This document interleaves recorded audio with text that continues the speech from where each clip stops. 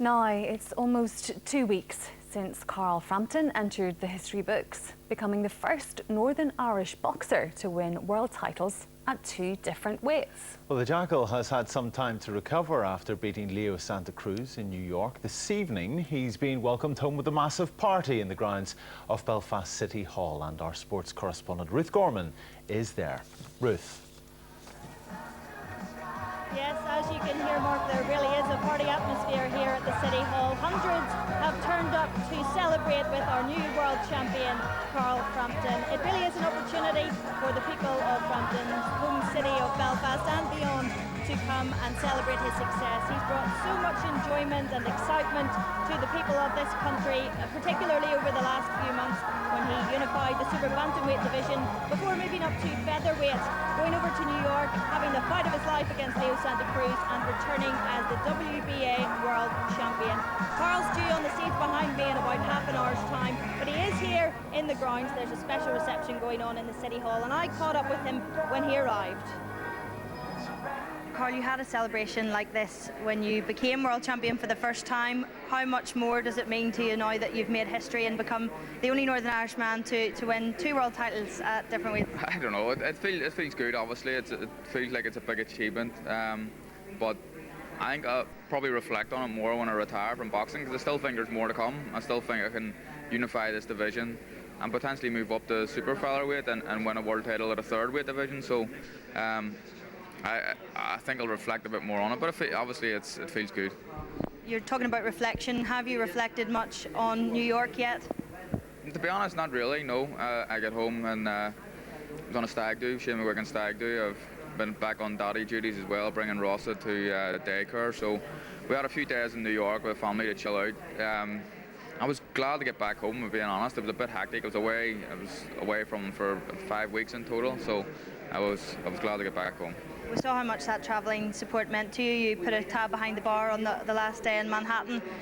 Just how important was that to show your appreciation to those guys? Well, it cost people a lot of money to get out to the States, so to come out, and especially after the Euros, a lot of these guys were in France as well, which wasn't cheap either, so to come out and show their support for me and pay a lot of dough to get out there, you know, it was just a wee thank you, that's all. And I hope everyone enjoyed themselves. You've been receiving a lot of high praise since that fight. Some people saying you're the best fighter in the world at this stage. You're in the top 10 pound-for-pound fighters. Is that all merited, do you think? I think so. Yeah, I don't want to sound like I'm big-headed, but I believe that beating a 3-weight world champion in Leo Santa Cruz, unifying the fight before against Scott Quigg, then you know, I was talking about it before. I knew I was going to be close to the top 10 pound-for-pound, so to crack it and number 9 with a Ring magazine and number 7 with another organisation, so it's amazing. You know, you're linked with some big names, and I just feel like normal guy, and these are guys I look up to. You know, guys in and around the top 10 division. They're guys who I'm kind of in awe of, so to be linked closely to them, it's great. You're 29. You've had 23 fights, and you're a 2-weight world champion. Could you have dreamed of this? No, to be honest, no. I wanted to win a world title, and I knew I had the ability to do it, but. 2-weight world title, I know, 2-weight world champion. I never thought when I started professional I was going to do that. So, but as I've got on with my career, I've got more confidence, and I believe that I've improved as a fighter, and I still genuinely believe there's more to come. You're talking about a rematch with Leo Santa Cruz possibly coming before any other fights. When do you think that would be, and where? I'm hoping we could get him to Belfast, potentially maybe a bigger stadium that's close by, maybe Manchester, somewhere like that. It's disappointing a little bit, not disappointing, but the Odyssey's just a bit too small for a fighter of Leo Santa Cruz's calibre to come here. You know, you need a bigger arena, and it's the wrong time of year. I'd like to fight in December.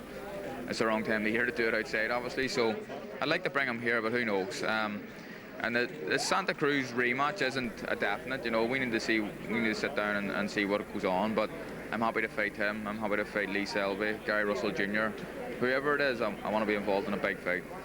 And just for the fans who have turned up today to support you, I guess you want to repay them by bringing fights back to Belfast. Yeah, I've spoke to Barry and my team about it. I want to be fighting at least once a year in Belfast. So, you know, I haven't boxed here in a while, but that's because I've been chasing big fights. So it's hard to get the guys to come here, and they know what kind of atmosphere can be created, and these guys just don't want to come. But I feel like I'm in a driving seat now. I'm the champion again, and I'd like to bring the big fights back to Belfast. A very worthy world champion, Mr. Carl Frampton, MBE there. As you can see, the party atmosphere is continuing here. They're even playing Frampton's on Fire now. I don't think you want to get me to break into a bit of song, but Frampton will be on the stage very soon. The First and Deputy First Ministers are here, the Sports Minister, the Lord Mayor will all be on stage shortly to say a few words to Carl. Then his coach McGuigan will get on, along with manager Barry McGuigan, and then Carl will they'll show a bit of Carl's fight from New York, and then he'll walk on to Frampton's on Fire, very aptly playing behind me now. I can hear a few screams in the background, which must mean he's on his way. So for now, we'll hand back to the studio and we'll catch up with you later on. Ruth there at Belfast City Hall. And a homecoming celebration is being held in Belfast for the boxer Carl Frampton following his latest world title victory. He became the WBA featherweight champion in New York last week, 2 years after securing a world super bantamweight crown. Thomas Kane is at Belfast City Hall for us. Thomas. Well, Donna, that victory in Brooklyn turned Carl Frampton into a global boxing superstar, but he is very much unashamedly a Belfast boy. In a moment, we'll be speaking to the man himself, but this occasion brings back memories of 31 years ago when Carl's manager Barry McGuigan returned with the title. Mark Simpson has been reflecting on that occasion. He was the people's champion, admired and adored in Belfast by fans of all ages from all parts of the city. Even though he wasn't a Belfast boy himself, 31 years ago Barry McGuigan brought the city to a standstill. Thanks for coming down. Rugby's on, it's great to be here. Fast forward 3 decades and Carl Frampton is the new hero, with Barry McGuigan, his manager, at his side. And as he arrived inside Belfast City Hall ahead of tonight's celebration, outside his fans explained why they love him. He's from Tigers Bay, wee Belfast man, super duper, and why not? What is it about Carl Frampton? He's gorgeous. It's the man that's brought everything to Belfast. He's brought the best thing to Belfast that anybody has. Him, George Best, he's up there with him. And a big crowd turned out in Belfast tonight to see their new local hero. Mark Simpson, BBC Newsline. A fantastic reception here from all of the Frampton fans. Many of them, of course, made the trip to New York. Carl, how humbling is it to receive a reception like that, with so many fans turning out for you and your achievements? It really is great. I can't actually see many people here because I'm not that tall enough to see how far back it goes, but there seems like there's a lot. That's amazing, really is. It was good when I had this against Kiko Martinez, when I won my first world title, but this is even better. What has been the reaction since that stunning victory over Leo Santa Cruz? Great, obviously social media and stuff. There's been a lot of positive stuff on it, but I haven't done a lot since I came back home. I've tried to keep my head down, so this is the first time I've really got out amongst the people and see the support I have for them. It's absolutely fantastic. You spent a few days in New York with your family afterwards. How nice was it just to have that downtime, because everyone wanted a piece of you? As I was saying a little bit earlier, you became a global superstar in boxing. That was great to have Christine and the kids. I hadn't seen them in about 5 weeks. It was the longest time ever. I'm disappointed Christine couldn't make it here tonight. She's lying with a bad flu at the minute, so I'm disappointed. I feel like she should be here, but give her a wee wave. Do you want to give her a wave back? How you doing, Christine? Hope she's watching. And the kids, obviously, it was nice just to relax. But I was glad to get home. I got a bit hectic in New York the last few days. I was glad to get home. Everyone wants to know what next for Carl Frampton. There's a Santa Cruz rematch potentially happening. Will that be your next fight? It could be. I think they'll go into discussions with Santa Cruz's team pretty soon, but I let my team team, but I'm ready to fight big names, and I want all fights to be a big fight. Santa Cruz would be another great fight. Selby's potential. Guy Russell Jr. is a potential opponent. Whoever it is, I just want a big name. You've always said you would love to fight again at home, but how achievable is that? Because there's nowhere big enough to hold you, particularly in winter time. It depends who it is. It's the wrong time of year. I want to fight. I want to fight before the end of the year. I want to fight in December and have Christmas off with Christine and the kids. So summer next year we could do Windsor, but the next fight it could still be here. Maybe bring it to England somewhere in a bigger stadium if that's feasible. But we'll see. I want to fight in Belfast more often, more than I have been recently. But I was chasing big fights. Now I'm the champion again. we can bring the big boys to Belfast. Carl, I think I'm going to let you go because in the next couple of minutes you're going to be called up on stage. Thanks very much for joining us live on BBC Newsline. We'll be back here at City Hall a little bit later in the programme and hopefully hear from Carl's manager Barry McGuigan and his trainer Shane McGuigan. Thomas Kane there. Let's go back to Belfast City Hall and the homecoming event for the world boxing champion Carl Frampton. Thomas Kane is still there. Thomas. Well, Donna, this is what it's all about. The WBA featherweight title of the world belt that Carl Frampton won over in Brooklyn. The big news here is that Carla Frampton, Carl's son, has just stolen the show. She's being interviewed up on the stage.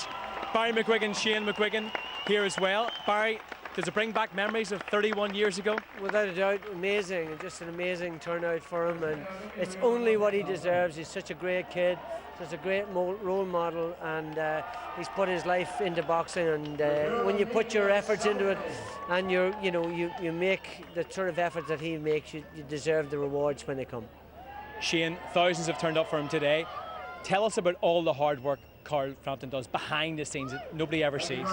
No, he's been boxing 21 years since he was 7 years of age, so actually 22 years now, and it's the sacrifice that he has to make, being away from his family, being away from his friends, going over to London to train with us. It's a long old road, but it's incredible when you look back on nights like this.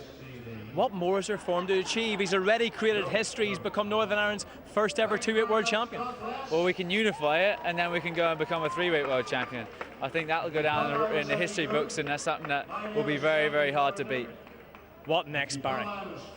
Well, just listen to him there. He's come out with a great recipe. It's just about getting there. There are a number of important opportunities for us, but we have to make the right decision. I don't make these decisions without their help and with their support, and we couldn't have done it without the team being so very close together and working so hard together. So it's great that we've achieved a bit of history with him, and I think he's an incredible talent, and I think he's going to achieve an awful lot more.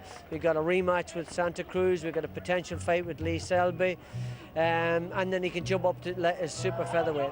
The sky really is the limit for Carl Frampton. Barry, Shane, thanks very much for joining us. I have a feeling the party is only getting started here. I'm sure you're right, Thomas. Well, the weekend